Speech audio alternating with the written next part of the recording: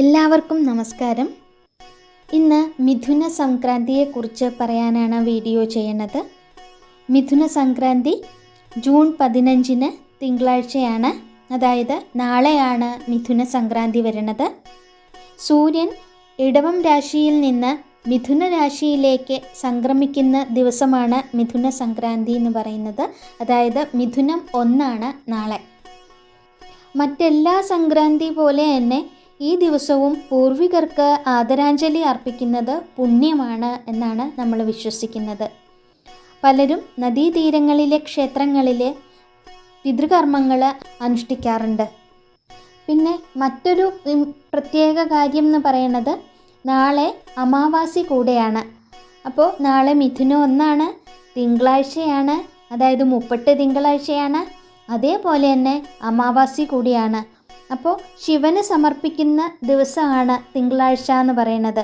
അമാവാസി വരുമ്പോൾ സോമവതി അമാവാസിയാണ് നാളത്തെ തിങ്കളാഴ്ച വരുന്ന അമാവാസിയെ നമ്മൾ പറയുന്നത്. ചന്ദ്രനുമായും ശിവനുമായും ബന്ധപ്പെട്ടിരിക്കുന്നതിനാൽ ഇതിനെ നമ്മൾ പ്രത്യേകമായിട്ട് കണക്കാക്കുന്ന ഒരു ദിവസമാണ് നാളത്തെ ദിവസം എന്ന് പറയുന്നത്. നിശബ്ദതയെയും ആന്തരിക ശുദ്ധീകരണത്തെയും പ്രതീകപ്പെടുത്തുന്ന ചന്ദ്രനെ ദൃശ്യമാകാത്ത സമയമാണ് അമാവാസി എന്ന് പറയുന്നത്. ഈ സമാധാനപരമായ അമാവാസി ദിവസം തിങ്കളാഴ്ച വരുമ്പോൾ പ്രാർത്ഥനകൾക്കും ആത്മീയ ആചാരങ്ങൾക്കും വളരെ ശക്തമാണ് എന്നാണ് നമ്മൾ വിശ്വസിക്കുന്നത്. നമ്മുടെ വിശ്വാസപ്രകാരം അമാവാസിയിൽ പുണ്യനദികളിൽ സ്നാനം ചെയ്യുന്നത് നമ്മുടെ ശരീരത്തെ മാത്രമല്ല ഭൂതകാല കർമ്മ സ്വാധീനങ്ങളെയും ശുദ്ധീകരിക്കണമെന്നാണ്. അപ്പോൾ അമാവാസി തിങ്കളാഴ്ച വരുന്ന സമയത്ത് ശിവനെ ആരാധിക്കുക, ഉപവാസം അനുഷ്ഠിക്കുക, പുണ്യസ്നാനം ചെയ്യുക എന്നിവ നമ്മുടെ ഐശ്വര്യം, ആത്മീയ വളർച്ച എന്നിവ കൊണ്ടുവരും എന്നാണ് നമ്മൾ ഓരോരുത്തരും വിശ്വസിക്കുന്നത്. നമുക്ക് പുണ്യ നദികളിലൊന്നും പോയി കുളിക്കാൻ പറ്റിയിട്ടില്ലെങ്കിലും സൂര്യോദയ സമയത്ത് കുളിച്ച് സൂര്യന് ജലം അർപ്പിക്കുന്നത് നല്ലതാണ് എന്നാണ്. അമാവാസി എന്ന് കേൾക്കുമ്പോൾ എല്ലാവർക്കും അതിൻ്റെ ആ ഇരുട്ട് എന്നുള്ളത് കൊണ്ട് അത് നിർഭാഗ്യമോ പ്രതികൂല ഫലങ്ങളോ ഒക്കെ കൊണ്ടുവരുന്ന ഒരു ദിവസമാണ് എന്നാണ് പലരും തെറ്റിദ്ധരിച്ചിരിക്കുന്നത്. സത്യത്തിൽ ഇത് മനസ്സിനെ ശുദ്ധീകരിക്കുന്നതിനും പൂർവികരെയൊക്കെ പിതൃക്കളെയൊക്കെ ബഹുമാനിക്കുന്നതിനും ആത്മാവിനെ, നമ്മുടെ തന്നെ ആത്മാവിനെ അത് ശുദ്ധീകരിച്ച് ഒരു ഉണർവ് കൊണ്ടുവരുന്നതിനും ഒക്കെ ശക്തവും പോസിറ്റീവായിട്ടുള്ള ഒരു സമയമാണ് എന്നാണ്. പ്രാർത്ഥന, ദാനം, ആത്മീയ വളർച്ച എന്നിവയ്ക്ക് ഏറ്റവും ശുഭകരമായ ഒരു ദിവസം തന്നെയാണ് നാളെ. അപ്പോൾ ഈ അമാവാസിയുടെ ഇരുട്ടിനെ നമുക്ക് ആത്മപരിശോധനയുടെയും പുതിയ ആത്മീയ തുടക്കങ്ങളുടെയും പ്രതീകമായിട്ട് കാണുന്നതാണ് നല്ലത്. അങ്ങനെ വിശ്വസിക്കാം.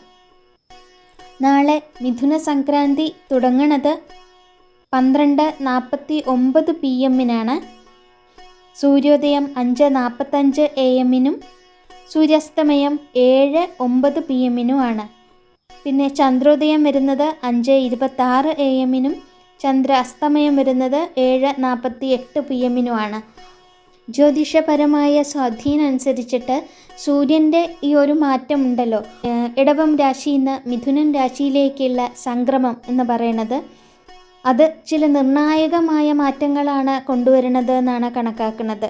അതുകൊണ്ട് തന്നെ ഈ ദിവസങ്ങളിൽ ഒരാൾ പ്രാർത്ഥനയോടെ, അല്ലെങ്കിൽ കഴിയുന്നതും പൂജകളൊക്കെ ചെയ്യുന്ന വീടുകളാണെങ്കിൽ പ്രത്യേകമായിട്ട് പൂജകൾ ചെയ്യണം എന്നുള്ളതാണ് പറയുന്നത്.